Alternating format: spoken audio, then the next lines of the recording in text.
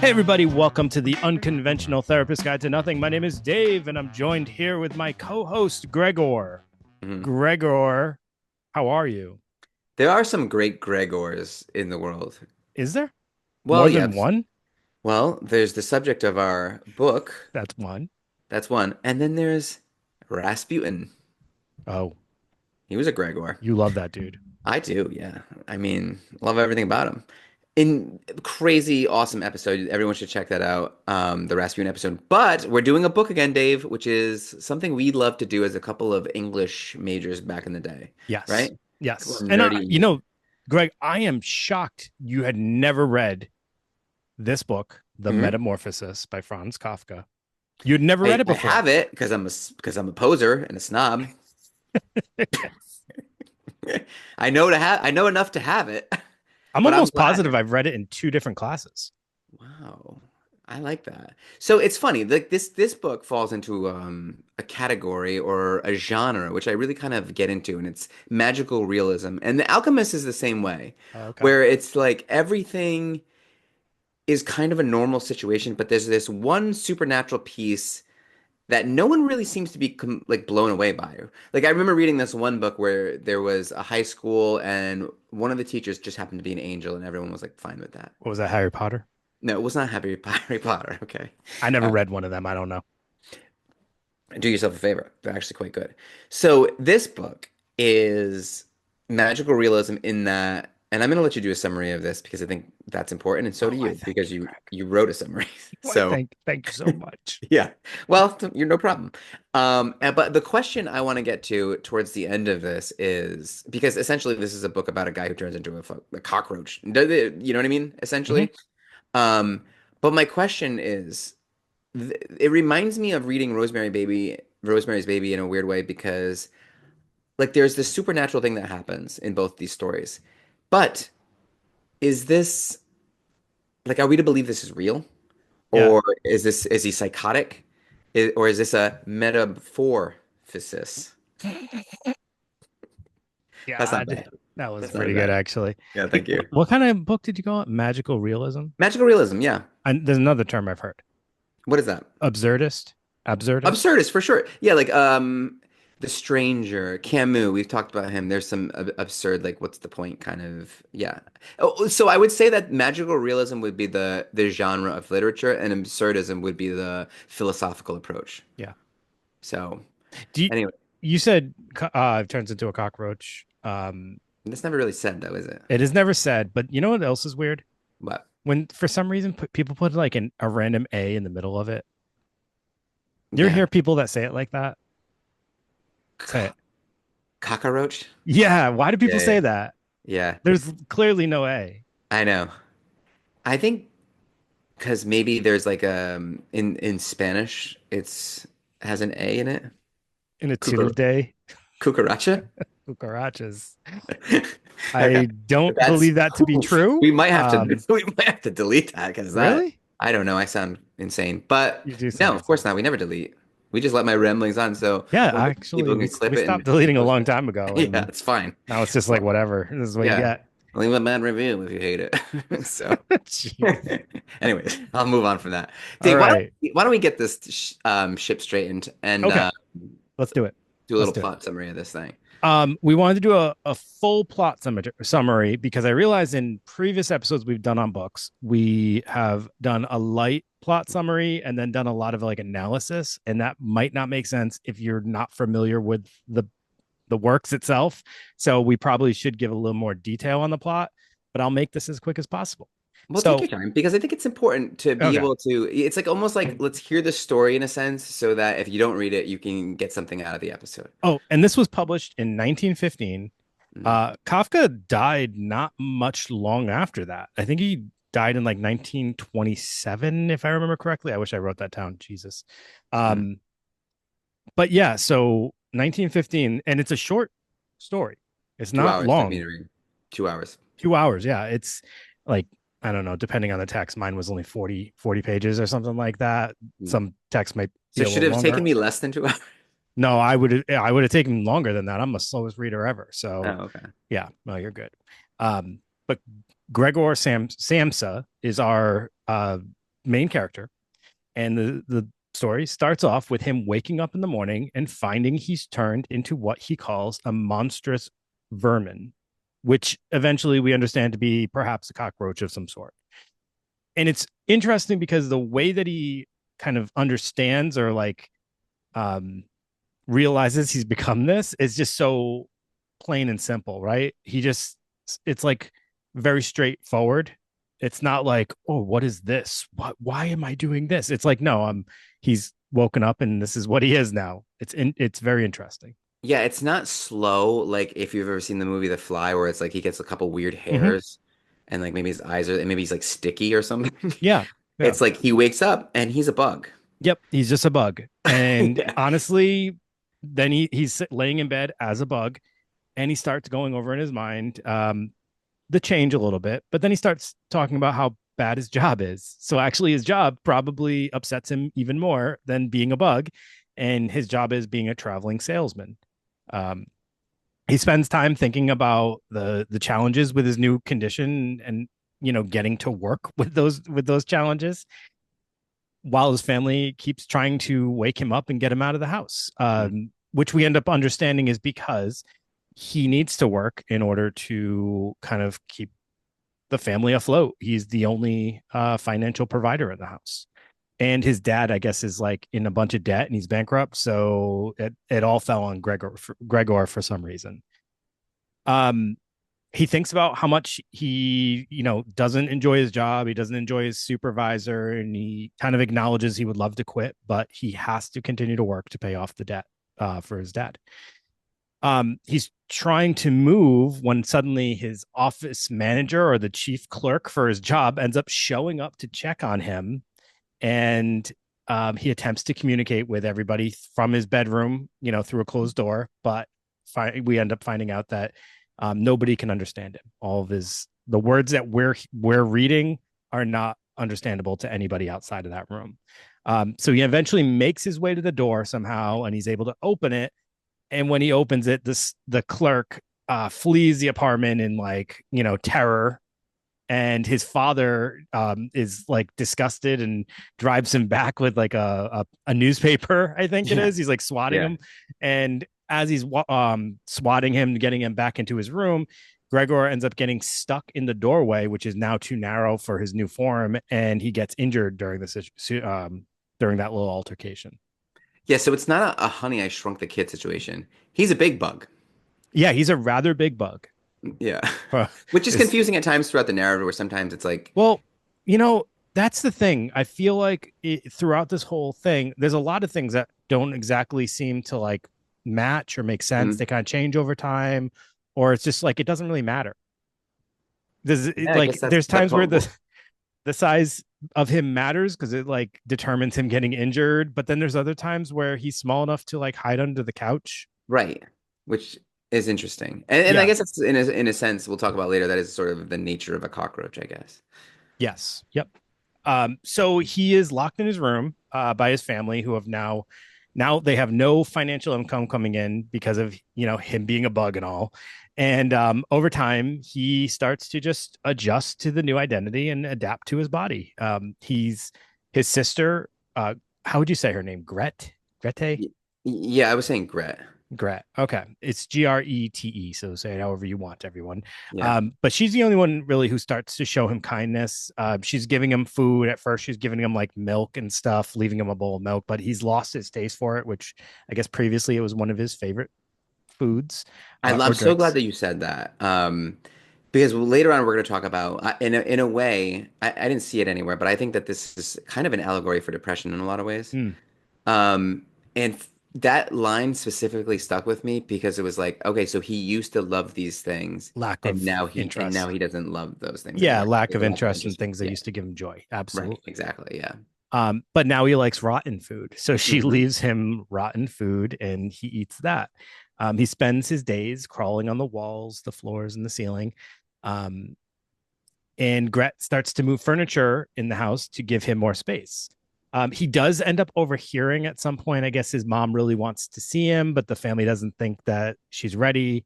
Um, but her and Gret at some point they start to empty out the room of everything. um, except the sofa that he hides under when anyone comes in. But he starts to get worried about this because I guess it's like that idea that like if they assume that I'm going to be like this forever, they're going to forget who I once was. And if I ever go back to that, maybe he's afraid they won't know who he is Mm. anymore or something like that. So he sees this picture that's on the wall that he really loves. It's of a woman. She's wearing like a fur coat and a hat and all this stuff. And he tries to protect it by like staying on it, right? Covering it. And his mom sees him and passes out during that whole uh, little altercation, I guess. Fair enough. Yeah, I guess. I guess that's what happens when you see a giant cockroach covering a picture in your home. Yeah. Uh, so With your like son's clothes on. I'm just kidding. He didn't have any clothes on. yeah, is he naked? I guess he's Yeah. naked. So Gret rushes out of the room to get some aromatic spirits to alert mom again, and Gregor follows her, and he's slightly hurt when she drops medicine bottle and breaks it. The father returns home and angrily hurls apples at Gregor. Interesting choice of weaponry. And one of them becomes lodged in a sensitive spot in his back, and he becomes severely wounded. Hmm. And the imagery of that always bothered me. An Why is that? apple getting lodged and stuck in your back? That's disgusting. It is disgusting. I Yeah. can't think of a more disgusting thing than an apple, like an apple getting thrown at me and all of a sudden it's like stuck in my back. And it's gonna rot there, and there's probably little worms. I can think of Gross. grosser things, but I won't try right now Yeah. for sake of the summary. But He I gets think hurt a that's an lot. important thing too that I'm gonna bring up later in when we're like doing some analysis on what these things could mean and what they could represent. Now, within this synopsis so far, he's already been hurt like 3 times, right? Yes. So he gets hurt in the doorway, he gets hurt by the broken medicine bottle, and then he's Hmm. hurt with the apple being thrown and lodged in his back. Right, right. Why is he getting hurt so much? I wonder I think what that says. I think it does say something, and I think what it's trying to say in terms of this story, because I think he's like looking at it a lot of different um flaws in humanity here. And I think one of them is disability. Like say, so one of your family members wakes up with a new disability or, they're not able to help themselves. They're not able to contribute the way they were. And how is it that we take care of somebody who's now disabled that's not able to contribute? And how does having a disabled person in the house kind of affect everybody, including the person disabled, right? And we'll talk more about that after. But I think that's what it represents, like the hurt, the transformation, and the sudden onset. Mm, A lot of this because that's a part of it too. sure. But and when we talk about it from a depressive point of view, it's not really a sudden onset because you did mention and you notice in the story that the boss was like there in the morning at the apartment, which suggests like this happens a lot. Like Gregor has a difficult time getting out of bed and getting to work a lot. That it's like become a thing. Yeah. Yeah. And that's a symptom of depression that Sure. we'll kind of get into that too. So this injury of the apple severely Mhm. affects him, and he ends up eating less and less, uh, becoming more, less active. Yeah. His father, his mother, and his sister, they all have to get jobs to now start to provide for the family. Uh, and eventually they start using his room for storage so that they can have some other people kind of come in and start paying rent. They get these three boarders, I guess you would say, Lodgers, I don't know. lodgers. So one more thing about the apple, I was just thinking, like, if you really wanted to go deep with it, like it could represent like the fall of the family, because nothing represents the fall of a man, the fall of humanity like Like an an apple, apple. Sure. right? And also it's like it could be like Gregor's down from natural like consequences. Like this is Yeah. like it's a nature, like an apple is a very natural thing, and he's hurt from his own nature or from like just it's just the nature of humanity to we're susceptible to whatever and like it can happen at any time and that adds to the meaninglessness of human life and the frailty. Sure. Yeah. It's all kind of very interesting and that's why I love literature because you can look at this stuff all different ways. Yeah. So for a time, his family leaves the door open in the evening so that he can listen to them and as they're talking to each other. But this starts to happen less and less frequently. as they get in those three male tenants, and he becomes more and more isolated, I guess you would say. Mhm. um One, they have this woman who comes in, she's kind of like not too affected by him, and she's taking care of things, and she forgets one day to close the door, and he hears Gret's violin playing as she's playing for these lodgers, and Gregor is mesmerized. He wants to come out and see it. So he goes out into the living room area. He's kind of on a wall, I believe, as she's playing.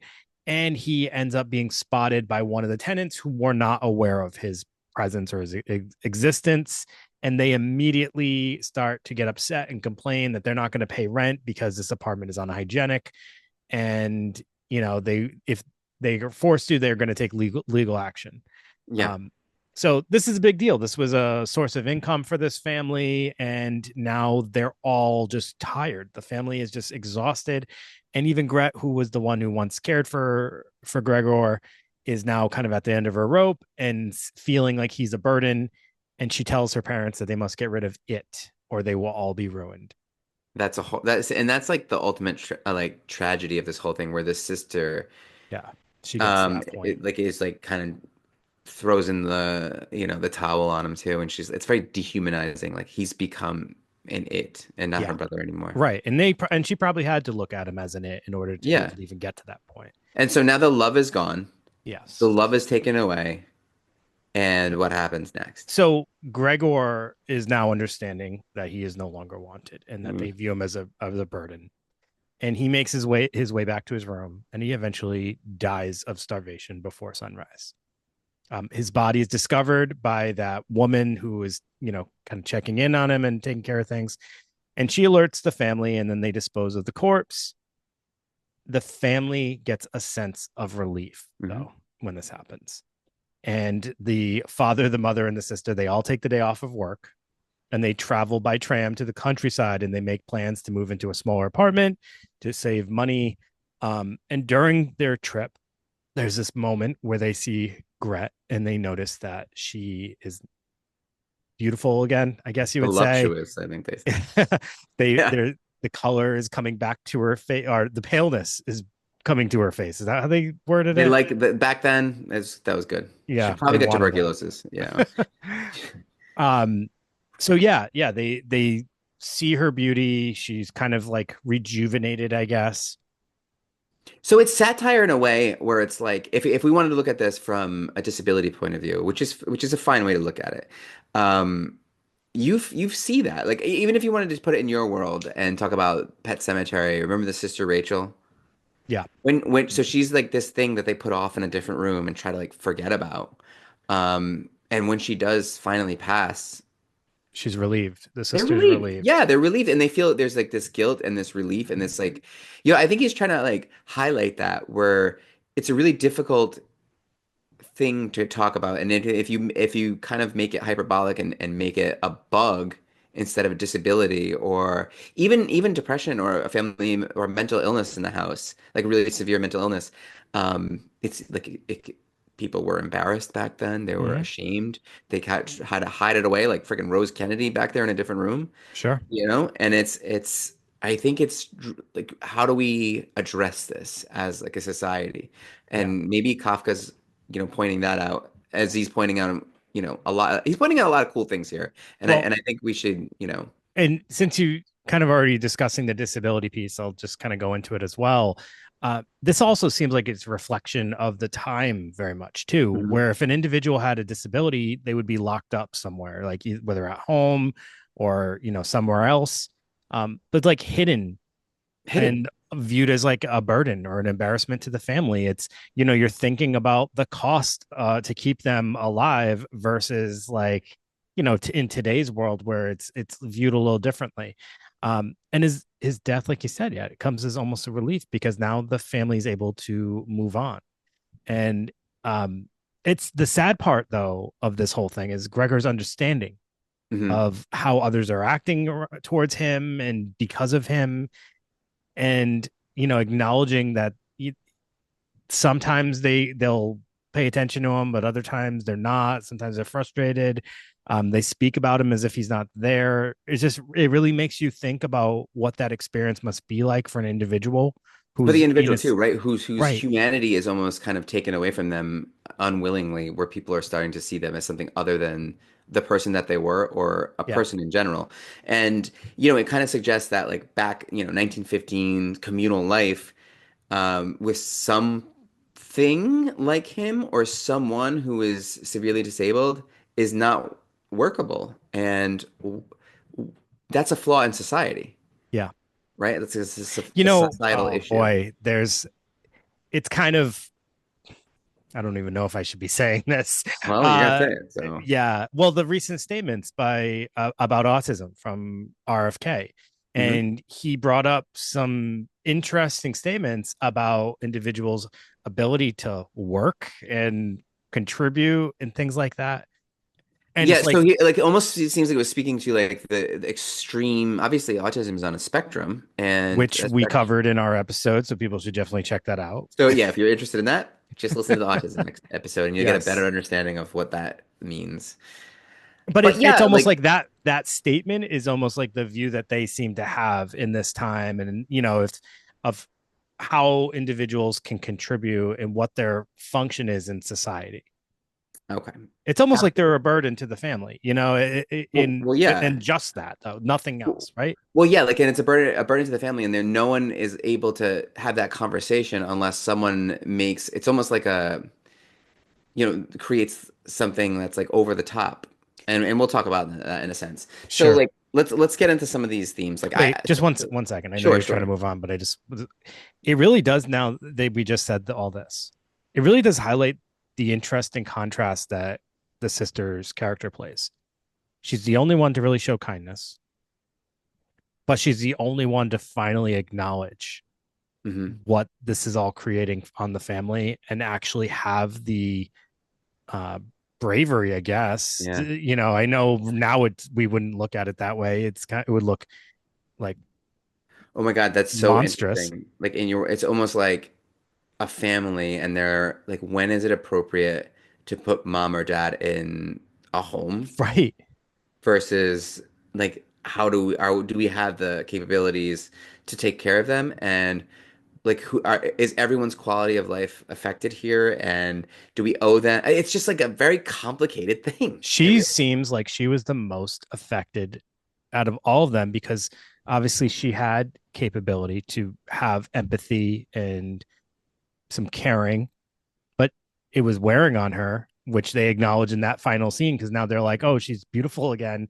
And now she should be thinking about a husband. She can move on with her life. Right. I mean, we have to take into consideration this is 1915. So some of their like I don't know exactly if Kafka what parts of it Kafka is like kind of using as satire and what parts are actually reflections of attitudes in society at that time. Yeah. But she's an interesting character if you look at that. She's She's the only very one who interesting. Yeah. actually just calls it out. She is the leader, the real leader of the family, Yeah. for She sure. takes over his role. She does. She has to. And we're going to talk about that too. So, societal systems is a pretty big part of this, Dave. Wouldn't you agree? Yes, 100%. And one of those things is the absurdity of existence. So, not only can like a disability happen in the blink of an eye that could disrupt a whole family, that everything can be taken away at a moment's notice from fire. It could be a tornado. It could be a million different things that can just happen. And does that make life super meaningless, or does it make it meaningful where we should be paying attention to every moment? I mean, it's kind of um, you know, it all depends on your perspective and how you choose to look at life, right? Yeah. But I think even more important than that, and I think something that we both picked up on in the story is the pressure and responsibilities that society puts onto us, right? And like having to go to school, having to have a job, having to fit into societal norms kind of can turn us into something unrecognizable someday. Like we talked about John Proctor in The Crucible, we talked about the idea of secular sin and how like if you make enough decisions in a certain direction, pushed by others, pushed by, desire or pleasure, then you're missing your mark of who you were supposed to be. And if you start making decisions that are outside of who you're intended to be from the start or who you're meant to be for long enough, then one day you look in the mirror and you don't know who the hell you are. Right.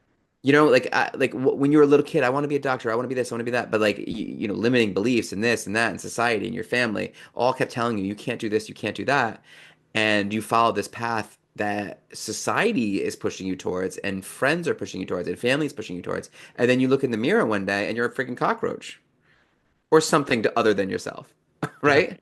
Yeah. Right? Yeah, and I think that like you wrote down like a word, and we're talking about like So when you said you thought of depression, my first thought was actually burnout, which I mean, those aren't too far off from each other. There's similar symptoms in both.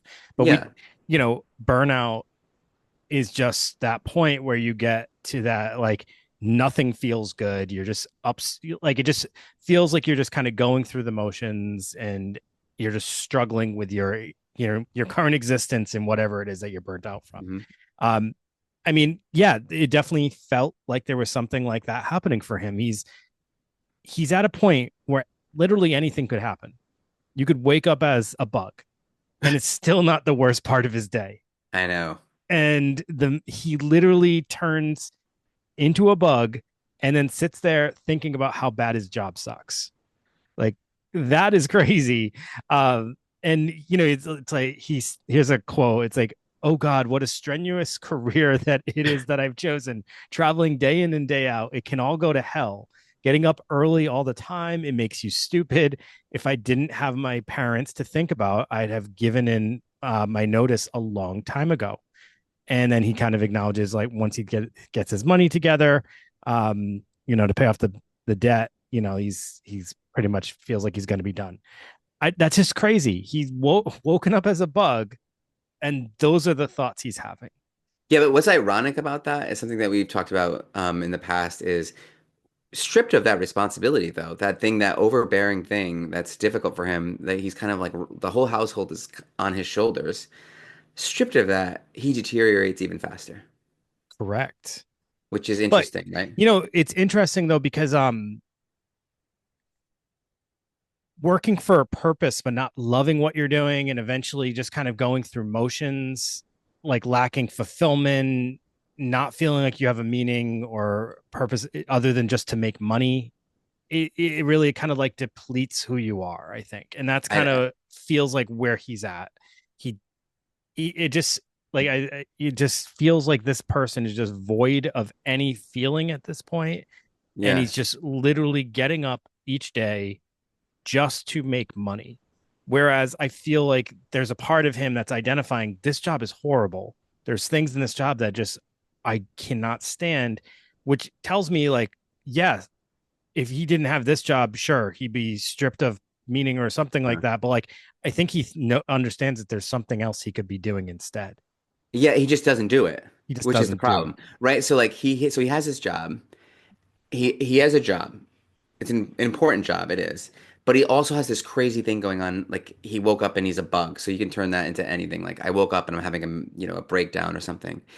The job is meaningless in comparison.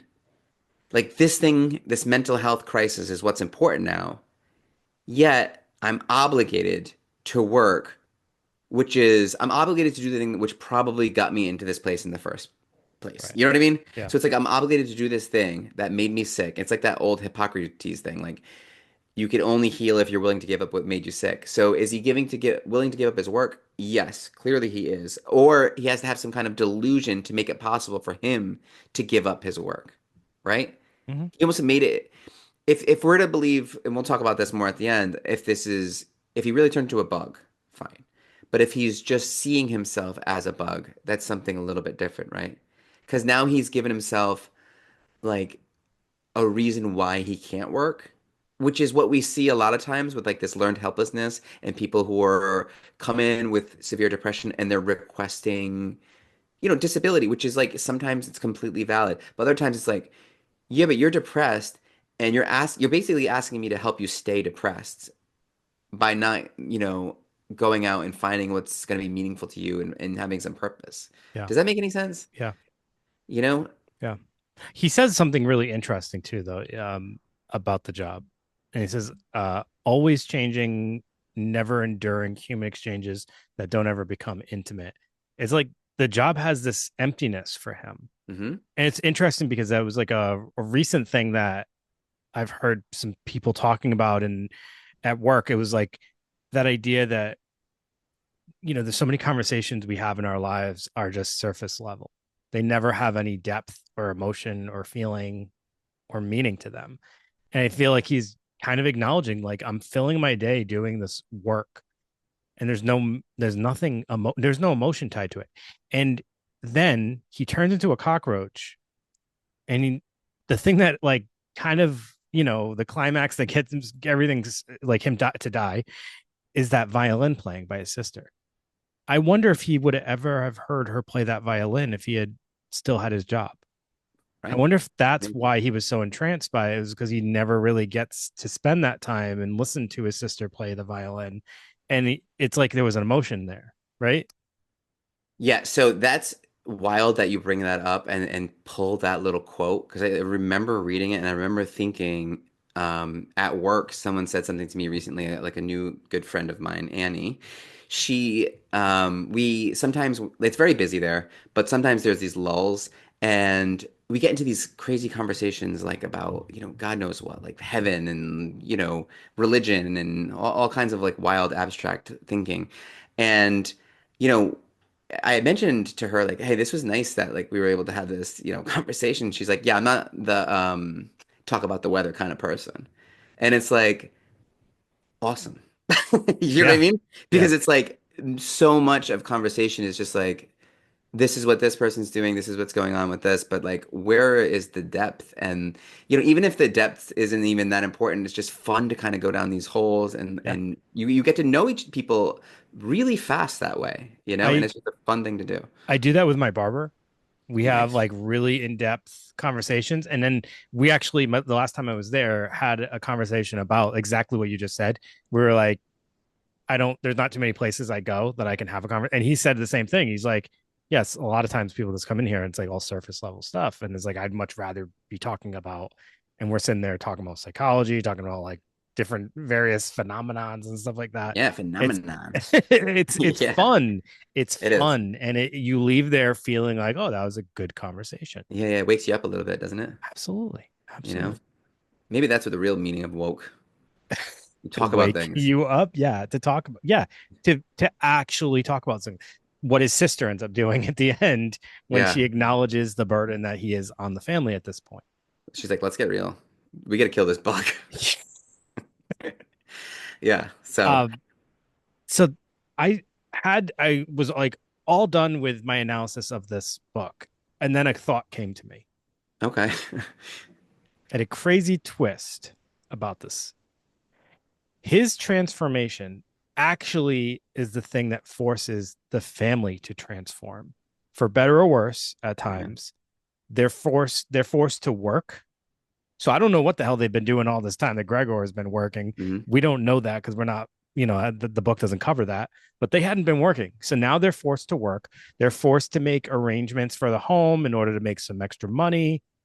And then after he passes, they take a nice ride to the I know. countryside, and they think about the daughter's like trying to get her married. So they're his transformation is forcing their transformation. If he never turned into a cockroach, everything would have stayed the same. So Kafka's kind of about, I wonder if this has like socialist or communist in it. You know what I mean? This is like, it's about pulling your own weight in a sense, right? Not putting it Oh, all on well, one person. I mean, that's definitely a takeaway. I see. I Balance? wasn't even really going there. I was just thinking, just sometimes change can have a trickle down effect. Sure. It And like can, what makes them happy is by taking on some of the responsibility. yes. Oh, absolutely. Yeah. So Right. that's interesting, They right? all So have to they start now pulling that they're their own weight. You're sharing right. Yeah. responsibility, they're Yep. all a little bit happier because they've But all not got if, work. but it's not all happiness though, because like when he's there and they're taking care of him, and they're not obviously not happy. The dad comes home and starts throwing apples. I know. So I mean, it's This is not great. always good, but it's sometimes change needs to happen in order to kind of like find your journey, right? Sometimes family's hard. Sometimes family's hard. Yeah. So, Dave, do you mind if we get into a little of the symbolism here? Because I'm a Sure. big symbolism guy. Um, I think this has come up before with Elephant Man, but Nietzsche says if you crush a cockroach, you're a hero. If you crush a butterfly, you're a villain, right? So somehow there's like we judge morality all the time based on beauty, and Yeah. we've talked about that, Yeah. and I think that's we kind of assume Gregor is no longer a useful, good character because he's ugly now. He's a bug now. And the sister is good because she's beautiful, despite the words on the page, right? This guy has like woken up with a new disability, and they eventually treat him so poorly that he dies. And she's the ultimate betrayer at the end. Yet she's the one that we're like, good for her because she's beautiful. But it's satire too. I know. So we don't really feel that. I don't know about you, but when I get to that page, I'm kind of like, this is messed up. Yes. Yeah. And she has that moment where she calls Gregor it, which is a moment where Gregor is an anti-hero, right? He is an anti-hero, but I'm just wondering, should he be? Because his sacrifice is ultimately what brings the fam like his death is what makes the family whole and useful and He good again. dies for their sins. Yeah, wow. Whoa. I know. Is he Jesus? All very wild, right? All very you can really look into these things. This We was talked our about Easter episode that we were supposed to do. we missed the boat. We He is, missed he is we should Jesus. this a week late. Yep. Actually, Easter is still going on. It's an 8-day celebration in the Catholic faith. So Of course I knew that. Stupid Greg. well, so listen, disability, we've got into that. Um, Wait, just go back for a second. okay. What exactly would be an anti-hero? Like define anti-hero. Um, so The Devil in Paradise Lost. It's also like it's like kind of like a hero's journey, but you're getting his journey, which is he's not the hero, he's the anti-hero, Okay. right? I But you're don't think following his all right, story. so maybe I misused the word there because I don't think No, I don't know. You know, because I think it's not like just oh one. yeah. All right. Because typically a cockroach would not be a hero. He would be a, a villain, I guess, for lack Quote of unquote, better terminology. But he is our hero. in a sense. He's got emotion, he's Mhm. got sensitivity, and ultimately, like you said, yes. All right. So that all connects for me. Yes, I'm still sticking with that. I believe he is an anti-hero, Well, also because he's doing all the things that a hero doesn't do. You know what I mean? He's kind of like like crawling on the pretty, walls. like crawling on the walls and hiding under couches and not He's doing. just learning how to live. He doesn't do so like a hero. He He's an stops anti-hero. working. Right. Yeah, So he I doesn't do mean, what is good. He does what feels good, and he seeks comfort and ease, and that is an but anti-hero. he's also dealing with something that could easily make him a bad guy. Like Yeah, he would be justified in having like bad behavior. We'd be like, of course he would. He turned into a cockroach. right. That's true. Or You and would. like, but like So I guess it's like Kafka is trying to flip the script on what we're supposed to think about each of these characters. or like he's just a master of absurdity, where it's like, does it even matter? Is it any of it? Like, what does it even mean? You Yeah, know what I mean? sure. Which leaves it really open to interpretation. Yeah. So also, what is the nature of a cockroach? You know, like how does society view a cockroach? It moves around meaninglessly, no responsibility. They can hide under a rock, they can hide in the walls. It's a part of nature that we don't like to look at, but we know it's there. And that's like the depression, you know? It's But like before we get into depression, is there anything else you wanted to say about disability? Because I don't know if I know that that's really kind of your wheelhouse.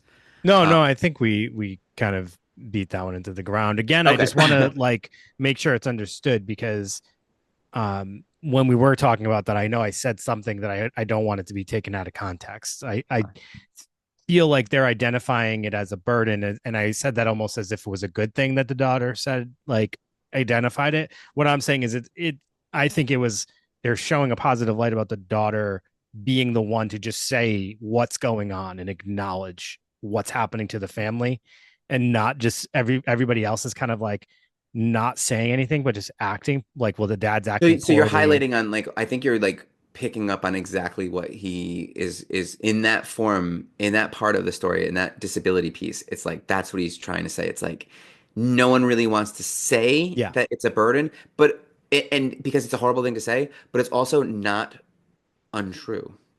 At times it Right, you can know what I'm saying? Like a it's a situation can be. difficulty. It Yeah. can be, and like it's not that you don't want to call someone a burden, but it's also like your life's going to be transformed, And that's for anybody that's and that's for anybody. taking Yeah, care, like yeah, a caregiver to someone who has something really serious going on. You're taking on a big responsibility, and that may cause other aspects of your life to struggle.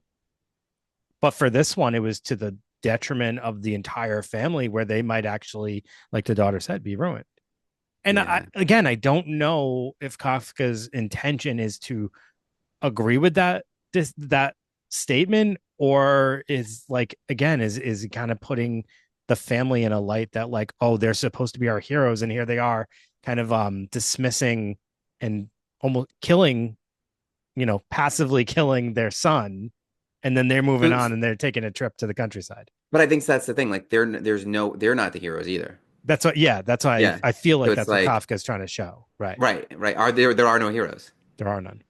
I Everyone's like actually, no, I think Gregor is the hero because he allows them that freedom to do that. He's like, you know what? I'm going to take one for the team. you I'm just going to sacrifice. go over here and pass away, and you Right. guys are going to have a better life. So you all right, let's pick up there because you said Gregor's point of view is like, I'm gonna go over here and pass away. And to Yep. me, that sounds an awful lot like depression. So I think I think that we would probably, for me, this story is an allegory for depression because not like a Maslow's hammer, where it's like it when your only tool is a hammer, it's easy to view the world as nails. It's like when we're therapists, so I see this as like a depressive book, you know? So he feels misunderstood. He's not like everyone else, obviously. So his view is that everyone is disappointed in him. He's failing at work. And just because he's failing at this job that he's not interested in, it's like that Einstein quote where, if judge a fish on its ability to climb a tree, it's going to live his life thinking it's an idiot, right? So it's like maybe he's just not in the right line of work. He's feeling like he's nothing like his parents, obviously, especially now that he's a cockroach. So and I think being a cockroach highlights that, right? They see me as a cockroach they have for so long. And since my family has seen me as this cockroach for so long, I see myself as a cockroach, right? Do you start to see how like Yep. other people's feelings towards him, like they in these feelings of him being a cockroach, he starts to create isolation. We see that throughout the text. Like there's lots of like putting himself away, being alone in his room. And even when he's around family, even when he's like on the wall or with family in some sense, he's lonely and he's lonely with people, which is interesting. And I think this depression piece brings up some DBT stuff here that I think you're gonna like, right? So depression makes you feel like something you're not. That's the truth. It makes you behave how depression wants you to make how you to behave so that you remain depressed. So now he's behaving how the delusion, and I'm going to say it's a delusion, wants him to or needs him to remain plausible, to remain there, right? So it becomes reality. So he does things that a cockroach would have to do to stay a cockroach. He starts behaving like a cockroach. So him doing things as if he's a cockroach helps him remain a cockroach. But Yeah. he has opportunities throughout the book to behave in a way a cockroach wouldn't. Like come to dinner, go to work. He was a cockroach when the boss came. He could have been like, you know what? I'm a cockroach now, but let's do this, right? But he decides based on this depressive delusion that he cannot. So if he did the things a cockroach couldn't do, he would have to become something else, even maybe him back to himself, right? Yeah. So it's like that old thing that we've talked about in the past where depression wants you to behave in a certain way. It wants you to isolate. It wants you to, not enjoy the things that you used to do, all things that are pointed out here.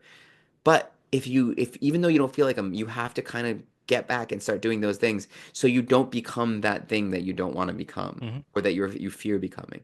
And so it is kind of like this weird delusion in a sense. And then it's also, Dave, obviously, not to hit it right on the nose, but there's a body dysmorphia piece that you can obviously get Yeah, into with of this, right? course. Going back to the depression piece, you brought up isolation. I think that's a Or really big theme here. Whether it's actually locking the door and locking him into his room, or it's that idea that he is a complete stranger in his own house. He's hiding under the couch when people come in, all the Mhm. way to the point where he's talking and no one around him understands him. So it's like the idea of being this surrounded by a bunch of different things, right? It's like nobody, he doesn't identify with anyone else in his surroundings. He's all alone. He feels isolated, emotionally, I guess you would say, and also physically at times he's isolated. So this seems to be an important message or a theme for Kafka, I think, to explore is that idea of isolation, even within your family at times, I guess. That moment where Absolutely. he's trying to talk from outside, from in the room, that beginning moment, and nobody can understand him. That's like kind of actually like a really powerful, quick, like little paragraph there. Because imagine that you're sitting there, you don't even know that nobody can understand you yet, because this transformation just happened. And you're sitting there trying to plead with everybody, like, "Oh, don't come in, don't come in. I'll be out in a Yeah. second. I'll be there," and nobody understands you. I don't want, yeah, like I don't want you to see me like this kind of thing. And it's also this like, I don't know, like back to that kind of job and depression piece of it. It's like judged like becoming something that wasn't meant for you, right? Because of like the demands and the pressures and the responsibilities. But if you follow through with your responsibilities as meaningless as they are, it will have a impact on the people that's meaningful to you. So does that give this meaningless job meaning? Is that like kind of the message, right? Like even though you feel like sometimes your meaningless job isn't important, what does it provide for you? And and that's such a tough thing to think about too. Because it's not everyone can just be like, I'm gonna put down this job and go be that thing I want to be, right? You Because that's not know, I hear the point you're making, but I want to challenge it a little bit because I think maybe you'll follow me on here. He makes two sacrifices. One, he sacrifices himself for Mhm. his family by providing for them and almost making them complacent. Doing this thing that he hates, that sucks everything out of him, that he ends up almost resenting. That's the first sacrifice he makes, and that doesn't benefit the family at all. The second sacrifice he makes is actually taking himself out of the equation so that they can all become more self-sufficient, Mhm. and that benefits his family. And they do mention oftentimes in the book how like they have more than they need. The apartment's so big. And so it's like they don't really appreciate. Right. There's an appreciation piece that's missing there. Sure. Sure. And maybe that's the missing link for him. How did his father go bankrupt in debt? Do we know? I don't even think they mention it. Okay. But he's like But cleaning up his father's mess, you he's know? cleaning up his father's mess, and his father ends up becoming a servant or some kind of like something like that, like And his some low father is the one who's the meanest to him. meanest one. And so no one, and Dave, I hadn't even thought about it like that. Can you imagine how far appreciation goes for people? Like if his Oh, yeah. family was like If they super appreciated appreciative, that, big now difference. please. Big difference, right? Yeah. So, and you know what's interesting thing too is like I had in terms of like an existential crisis because this is what this is too. Like there is an identity thing here where you know I don't even know if was just having burnout and that doesn't mean that he would hate his job forever. But what about him losing his ability to do his job, right? Like Right. losing that ability completely. So think about if like Patrick Mahomes can't throw or Taylor Swift can't sing, right? I mean, you've taken something from him that's Were essentially, you going to say can't Swift? yeah, I was gonna say can't Swift because I was actually thinking in my head at the same time, like, Taylor Swift, not Jonathan Swift, the 18th century Okay. Irish satirical Sure. literature. So like because we just brought up him on A Modest Proposal, which Yeah. not a biggest hit, but whatever. Um, yeah, like there's something there where it's like, Dave, like what if we ripped away your ability to be a therapist? Or like, I mean, I don't even know what that would look like. Like your ability to I'd be speak. like, what's the difference? Yeah, yeah, your ability to speak or your ability to, Oh, you know what I mean? I still don't know that it would matter. I could probably still do therapy. Just with emotions Hmm. and Hmm. just feel these emotions in the room. Mm. A lot of whiteboard work, Yeah. a lot of pointing. I do love whiteboards. Yeah. So, like, what about like just in and of itself, the impact of transformation and how, you know, that it affects the entire family. This is kind Yeah. of like it's also kind of cool. Like we see how different people are, because throughout the book we see how different people react to his transformation Yeah, differently. Like absolutely. one woman was completely fine with it, right? And Yeah, that might be like someone like you who sort of seems to be born with the ability to kind of work with all kinds of different disabilities.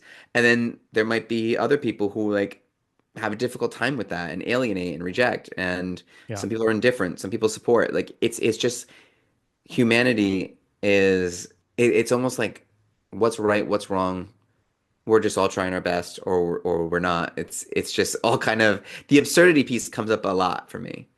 And when I was reading the version that I had like just a quick little blurb about Kafka, not actually too much in depth at all, but it did take like a sentence or two to talk about Kafka being almost an outsider in multiple groups that he belonged in.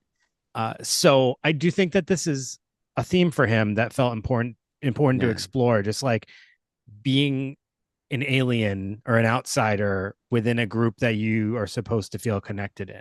So I think that there's something here that felt personal, which I yeah, think is why this story actually works so well, because it's a crazy ass story and crazy it story. probably should not be as you know, look at how long we've been able to analyze this, I know, and it's so funny far. because it's like I didn't look at one like I didn't look up analytical research or like, analysis of this.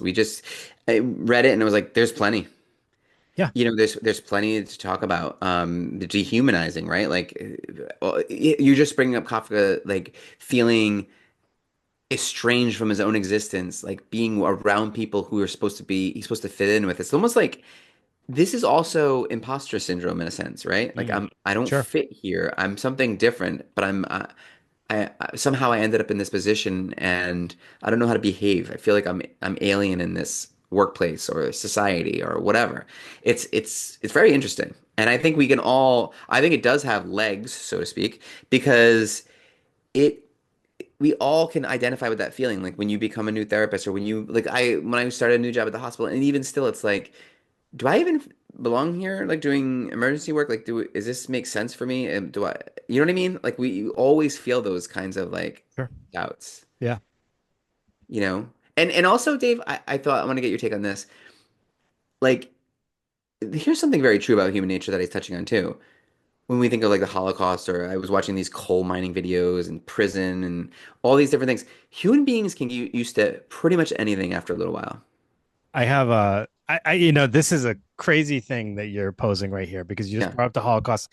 I had this exact thought in relation to, I don't know if you've heard of the movie Sinners that just came out recently with Michael B. Jordan. He plays twins in the film. Hmm. I do So like it's the like, third. You're talking about Creed 3. it's actually the same director. They Oh, teamed okay. up again. He Love also it did all. Black Panther with him. Yep. But it takes place in Mississippi in like I think it's like probably post slavery, but slavery is still kind of like happening, Jim Crow era. Okay. And After there's this 1865. they're making this nightclub for African Americans, and they all just go there and they're dancing and having a great time. Music's playing. And I had this exact thought. It's like the Holocaust. Even in times of the worst, people will find ability to connect, Mhm. to laugh, to smile at times. There can be beauty and joy found in some of the darkest times, Right, right? absolutely. And even like just survival and adaptability. I think that's like maybe even in terms of like human beings are like cockroaches sometimes they can survive anything.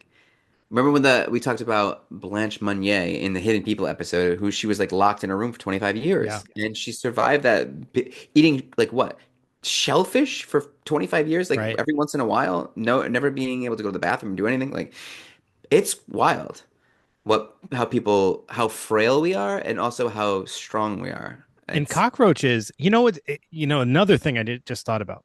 So cockroaches have survived what so like they can survive not like these giant they're like disasters, right? prehistoric, right? I mean, Yeah. Didn't they like a atomic bomb they could it would just be survive, right? cockroaches and friggin' I But don't know. he's killed by an apple. It's Well, Yeah, because Not, I then mean, not technically, but that right, it right, right. severely injures him to the point where he starts to, he probably would have died eventually, no matter what. Mhm. He's killed by really basic, like he's injured a ton, and yet he's this thing that's supposed to like survive, atomic Wow. war. That's actually super interesting because like because of his point of view, like whether you think you can or think you can't, you're right. That kind of thing. He thought he felt weak, he felt Yeah, estranged, and so he was. his Also there emotions are actually more damaging than other, like the apple could have killed him, but it is actually his emotions and his feelings about what I'm doing to my family that killed him. so and to put some like scientific proof behind this,